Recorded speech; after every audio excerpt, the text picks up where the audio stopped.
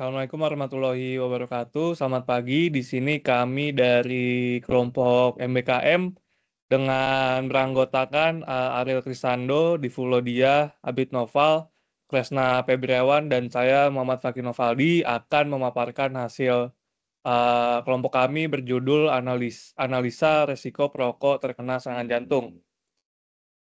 Di sini kami akan membahas yang pertama ada business understanding, ada data understanding, data preparation, dan juga kesimpulan.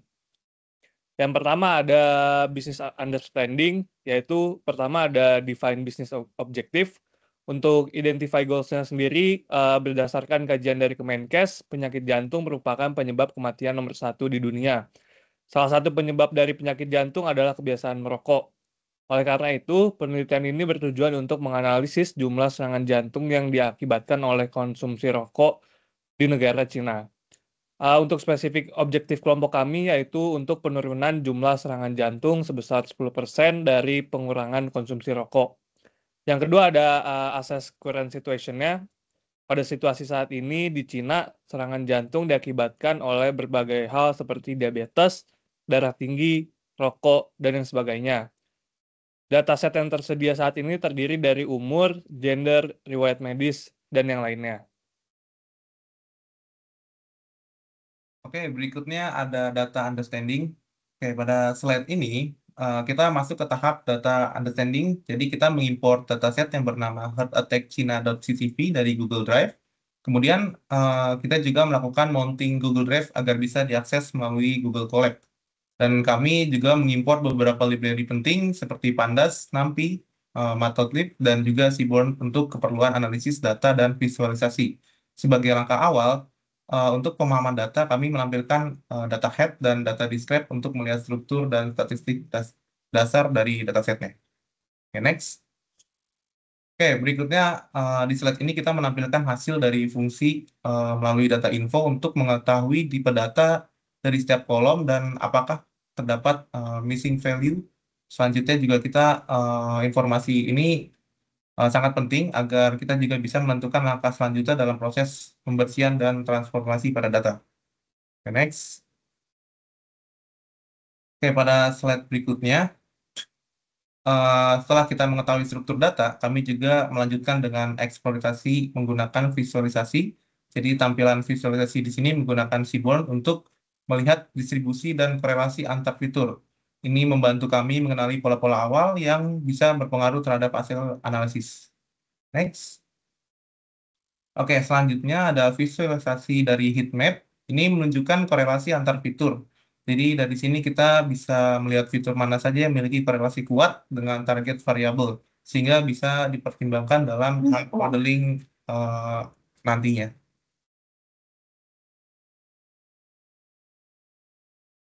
Lalu selanjutnya ada data preparation. Di dalam data preparation itu ada data cleaning, data reduction, dan data transformation. Gitu. Di data cleaning itu pertama itu adalah mengecek duplikasi data. Nah, setelah dilakukan pengecekan, tidak ada data yang duplikat. Lalu kemudian mengecek dan menangani missing value. Setelah dilakukan pengecekan, terdapat data yang kosong, terutama pada kolom education level, sehingga perlu ditangani dengan mengisi data yang hilang dengan mode dan median. Next. Nah, lalu yang kedua itu adalah data reduction. Fitur selection itu memilih kolom-kolom yang sesuai yang akan digunakan untuk dilakukan analisa terkait pengaruh perokok terkena serangan jantung. Selanjutnya. Next.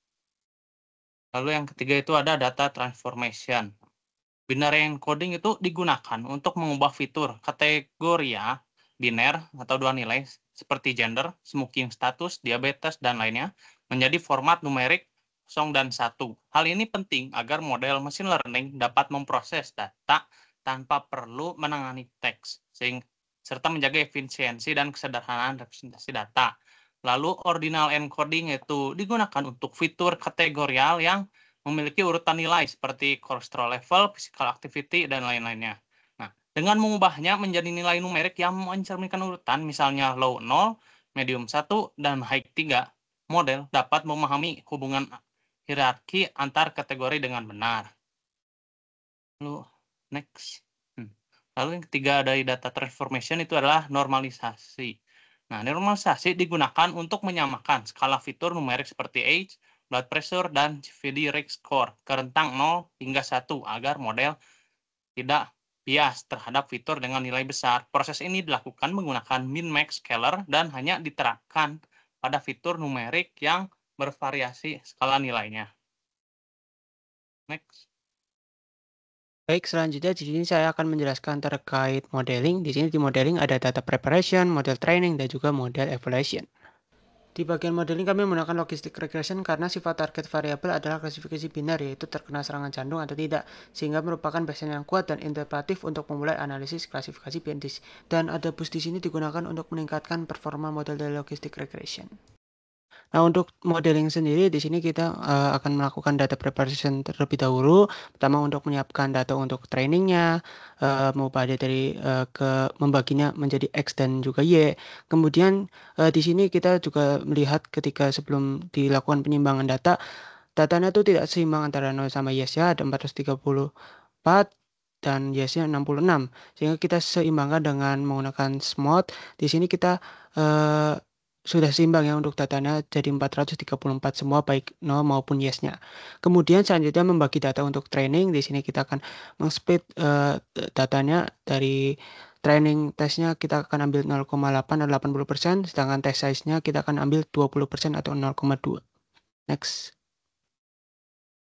Nah, kemudian untuk model training sendiri, pertama kita akan membuat base model. Kita di sini menggunakan model logistic regression, dan kemudian kita juga membuat model AdaBoost yang di sini menggunakan base model logistic regression. Hal ini dilakukan agar memperbagus hasil yang dilakukan pada model. Kemudian melakukan training data dengan model yang telah dibuat. Ya, di sini untuk training yang dilakukan. Next. Nah, kemudian untuk model evaluation, di sini model menunjukkan bahwa akurasinya moderate saja ya.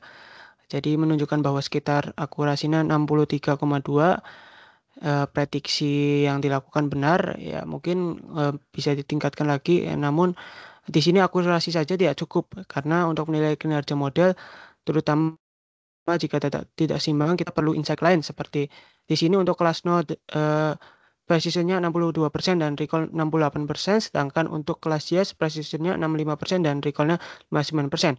Perlu juga untuk F1 score-nya di sini menunjukkan keseimbangan performa di kedua kelas dan data tergolong seimbang dengan masing-masing 87 sampel. Kemudian untuk insight confusion metric-nya di sini model cenderung lebih baik dalam memprediksi no daripada yes karena memang awalnya datanya memang lebih banyak di no, jadi mungkin ini cukup bias, tapi masih ada kesalahan yang signifikan lainnya, terutama untuk false negatifnya senilai 36 kasus yang berpotensi di sini berbahaya karena bisa gagal mendeteksi serangan jantung. Next. Oke, selanjutnya ada analysis of result-nya. Yang pertama adalah smoker specific analysis, yang dimana perokok berisiko tinggi cenderung memiliki kombinasi faktor seperti adanya usia lanjut, tekanan darah tinggi, kolesterol tinggi, dan obesitas, dan yang lainnya. Lalu ada insight and conclusion-nya. Nilai ini menunjukkan bahwa intervensi itu bisa dapat menentukan prediksi serangan jantung sebesar 2,37%. Namun angka ini masih dianggap kecil dan mungkin perlu dikombinasikan dengan intervensi lainnya. Contohnya bisa meningkatkan aktivitas fisik atau diet sehat itu. Nah, mungkin bisa next untuk kesimpulannya. Yang dimana untuk kesimpulannya, di mana model yang dibangun memiliki akurasi moderat sebesar 63,2% yang dapat masih dikatakan kurang optimal dalam mendeteksi kasus serangan jantung ini. Pertama, terlihat dari tinggi yang dikatakan tadi itu sebanyak 36 kasus. Kemudian ada karakteristik responden menunjukkan bahwa mayoritas adalah perokok yang rata-rata usianya adalah 55 tahun dengan tekanan darah dan kolesterol tinggi. Dari hasil prediksi, pengurangan konsumsi rokok secara mandiri hanya menurunkan resiko serangan jantung sekitar 2,37% tadi dan jauh dari target penurunan yang kita targetkan, yaitu sebesar 10%. Sekian dari presentasi kelompok kami. Bila ada kekurangan dari data atau kesalahan bicara kami mohon maaf. Sekian dan terima kasih.